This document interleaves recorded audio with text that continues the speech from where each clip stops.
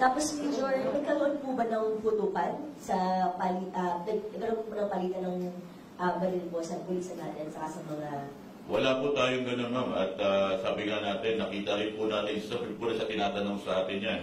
Nakita po natin doon sa isang video na social media na sinasabi po meron pong putok na narinig. Ito po ay monotone na galing po doon sa mga nanggugulo po sa lugar. Pero, Major, tila sunod-sunod po kasi yung putok ng baril po, putok po nung narinig po nung time na yun. Na ang description nga po is parang New Year nga po kasi sunod-sunod. And then may mga nagsitakbuhan po. Yes po, sinabi din po nila yan at nakita po natin doon at sabi ko nga, meron po nakakuha na netizen natin na malapit doon sa lugar. Nakita din po natin. At meron din po tayong mga CCTV doon sa lugar. Nakita po natin na sa kanila galing po yung monotone. Actually po, may nakuha po tayong monotone doon sa mga bag po ng mga ilan doon. At hindi lang po monotone, yung mga pintura po na pinapo nila sa mga polis natin, nakuha din po yun.